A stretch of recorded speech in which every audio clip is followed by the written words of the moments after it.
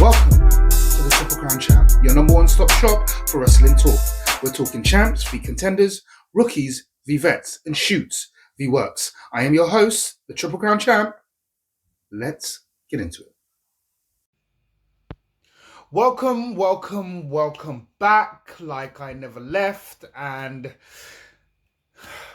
I have missed you guys. So we've spoken about the technical difficulties, but we're powering through. So let's talk about the landscape of the WWE since WrestleMania, the fallout. Let's get into it. So first thing I want to talk about is the John Cena Randy Orton situation. So it seems to me that I made a previous estimation that I may have been incorrect on, and that estimation was that I don't believe CM Punk will ever pick up the WWE title. I believe it's a countdown until he leaves the WWE, a short contract, he's getting older, he's here for the money, as he said before.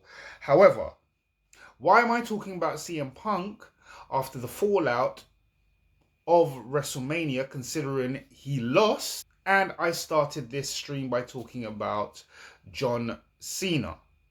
Well, I believe the feud between John Cena and Randy Orton will end with Randy Orton losing this feud. I believe that it would be a good idea to feed John Cena some of his previous opponents. I mean some of his top matches against some of his top opponents.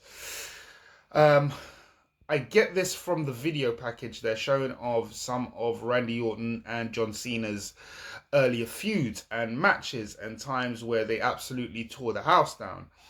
I believe that is being shown to us because, as I said, it would be a good idea to give John Cena some of his previous opponents. He could work some of those matches against some of those opponents, ending with, say, Survivor Series, Money in the Bank, at which point John Cena will drop the title to, I think, CM Punk. It's funny to say that. I'm calling this a long way in advance at the moment.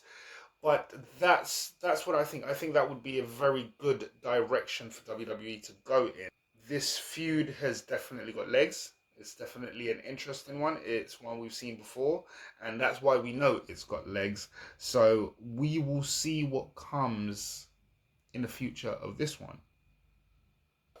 Lyra and Becky versus Liv and Raquel the night after WrestleMania. I had a feeling it didn't make sense to me in story why exactly Liv and Raquel would lose the titles.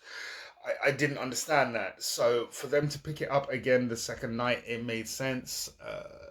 It then made sense why, because Becky was returning.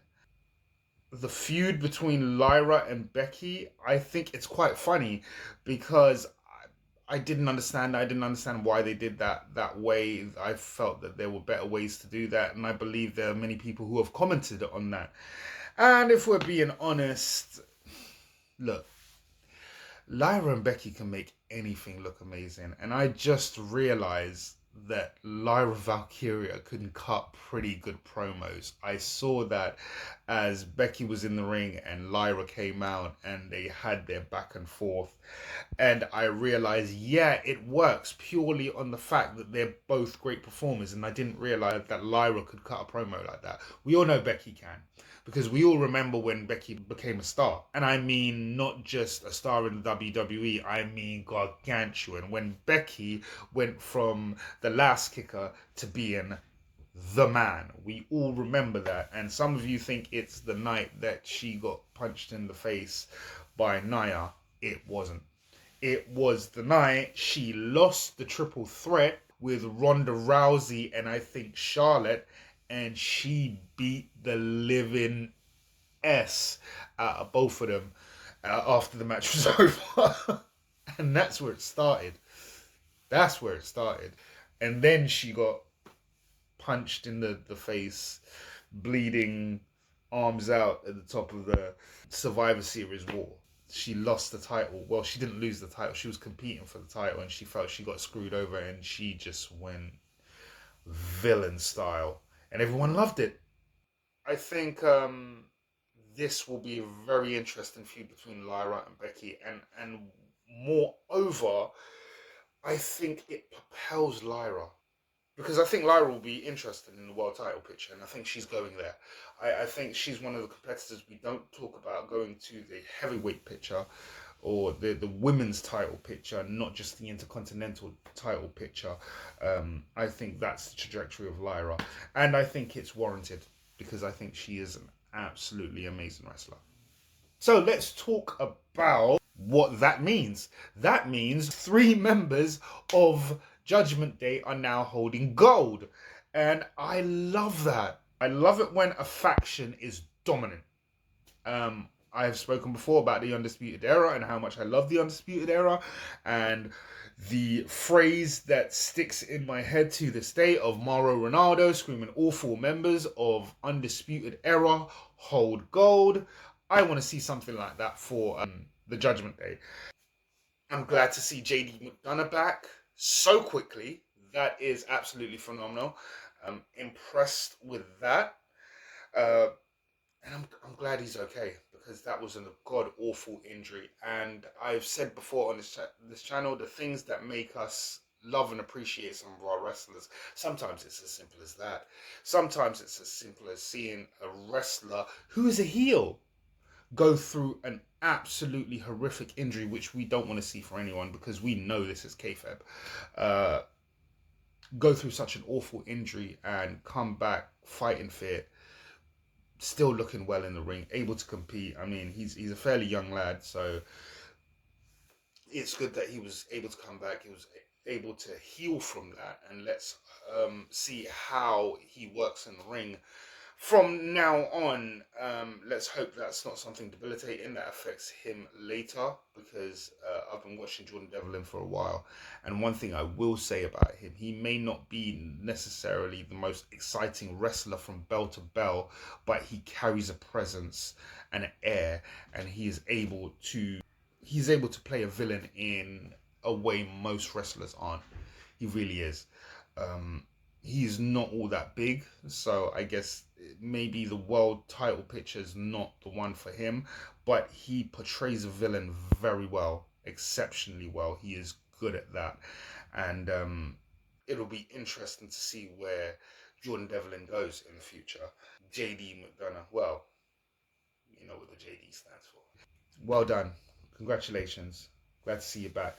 Definitely Vakia versus Io.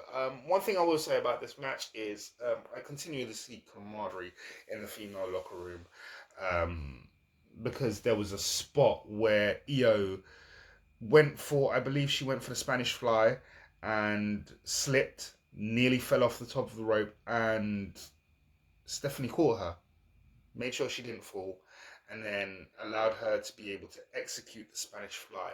For me, that tells you something out of kayfabe about the women's locker room and the camaraderie they have. Obviously, you're going to be as professional as you can. Something like that might ruin the match, but even so, it's just the moment I heard Io kind of shriek out because she lost her balance and she thought she was going to fall, and that was the moment Stephanie caught her. I thought that was just something. I mean, it's not in a script, it's not in a storyline, it's something that was completely organic, not even supposed to be there, but it tells you something about the community of wrestlers in the locker room, and I think I've said this before. It speaks to why certain competitors seemingly have a real beef, a real kind of, there's real heat between them, like a Charlotte and a Tiffany, because that person may not be necessarily loved or liked in the locker room. And I think situations like that versus, as I said, Tiffany and Charlotte shows you what I'm talking about. So that was interesting. On top of that, I will say that Roxanne Perez and Julia is very interesting together to me, because they are both exceptional wrestlers. They are both equal in that sense, I would say. And it would be interesting to just bump them both up to the main roster, maybe add a third, and they just run roughshod like the Shield did, or like Dark State is currently doing in NXT. I think that would be interesting to have those three. I believe the WWE have already tried it in PFC, and considering the fact that both Shayna, oh God, I forgot her name right now, about the leader of PFC, Hair Up and Square Up, I forget her name, but the fact that both of them have been released in recent months, Shayna Baszler most recently, I don't think that idea of having three dominant females run roughshod over the roster, they have that anymore. So I think maybe Roxanne Perez, who clearly works, whether on NXT or the main roster, because people know the dominance of her from NXT on the main roster, it's clear, and her ability is already clear. For Julia, I think Julia is well known in the wrestling community enough um, to garner that respect. I think you had a third wrestler who I would have thought would be Cora Jade, because Cora Jade has been around a long time. Now, in the sense of, I guess, championships, Cora Jade might not be as accomplished as Roxanne Perez, but we have to remember Cora Jade started before Roxanne Perez. That is how Roxanne Perez was introduced to us. Cora Jade just had a whole lot of injuries, but alas, Cora Jade has also been released, and I do think that is because the amount of knee injuries Cora Jade has had, but it leaves us open to a third that we know won't be Stephanie Vaquer. So, who will that be? I think if you look at Fatal Attraction, Fatal Influence, if you look at that group, you might be able to see what I mean. They're not as dominant, but they have a certain level of dominance on NXT TV. I think if you moved a faction like that up to the main roster for the females, I think it would be well received.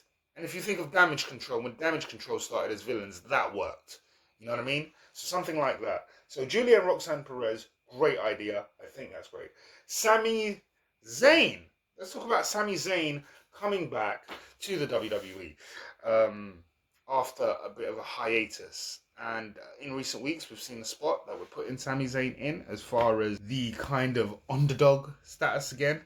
And I asked myself this one question, and I want to ask you guys this, will be an interesting one. Do we think Sami Zayn could ever be a heel?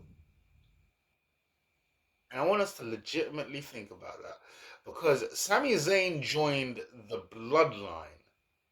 I'm sure the idea was for him to be a heel. And even in the Bloodline, he became a face because he was so funny, he worked so well. Sami Zayn created his own story out of the Bloodline. I'm sure that story wasn't meant to be there, but Sami Zayn created his own story out of the Bloodline. Now, for Sami Zayn creating his own story out of the Bloodline, I asked myself, could we truly turn Sami Zayn into a heel? Would that even work? What would that look like? I think ask yourself. So let's move on. Do we now believe in the champ? Do you believe in the champ yet? Because the champ told you that Braun Breaker was going to the Universal title picture. The champ told you this. The champ told you Braun Breaker would be hovering around the world title picture very soon. And lo and behold, Braun Breaker is now a Paul Heyman guy. So now do you believe in the champ? Give the champ his flowers. Acknowledge me. Although I was wrong about the time period of when, I did think it was going to take the best part of this year. I can see the direction they're going, but the time scale, I mean, I'm all for suspense. So I would have prolonged this a little bit longer. I thought Pinter would have picked up the title. I did think Dom was eventually going to pick up the title, but I did think Pinter was going to hold it for a time period while Dom and Finn go through a feud, which looks like it's still going to happen. Dom and Finn are definitely going to have a feud. So I was right about that. I was wrong about Pinter being the one to pick up the title. But Braun Breaker definitely going to the world title picture. And that's me for today. If you like the content, please hit a like, comment in the comment section, hit the notification, it lets you know when I'm uploading next. And until then, I have been the Triple Crown Champ. I'll see you next time.